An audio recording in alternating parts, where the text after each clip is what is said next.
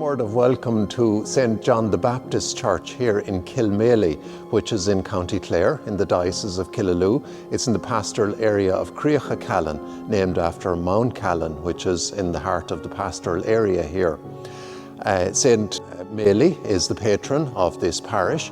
Very little is known about St. Maeley. He's associated also with Temple Maeley, which is very near Ennis, just over the road. And from the 1100s or so, the parish was under the patronage of the Augustinians, associated with Clare Abbey, foundation of Donald Moore O'Brien, until the 1500s and the dissolution of the monasteries by King Henry VIII. And at that point, the parish clergy took over the running of the parish.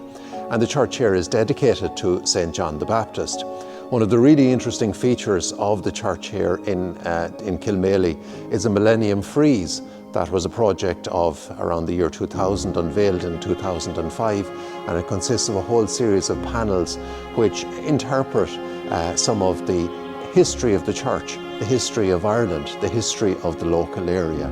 A really interesting development, and all the details of it are absolutely fascinating in terms of faith and history. Some of the great themes covered in the Millennium Frieze include the pre-Christian era, the eventual introduction of faith into Kilmaley, the establishment of the church and the destruction of the church.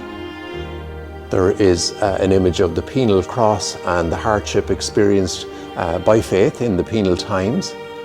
At the very centre of the frieze is an image of Christ the King.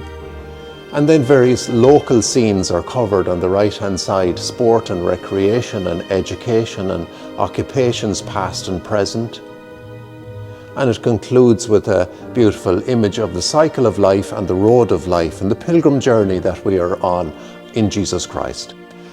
What a joy it is to be here in the church in Kilmaley, the patronage of St. John the Baptist, of whom we ask his prayers on this day. Amen.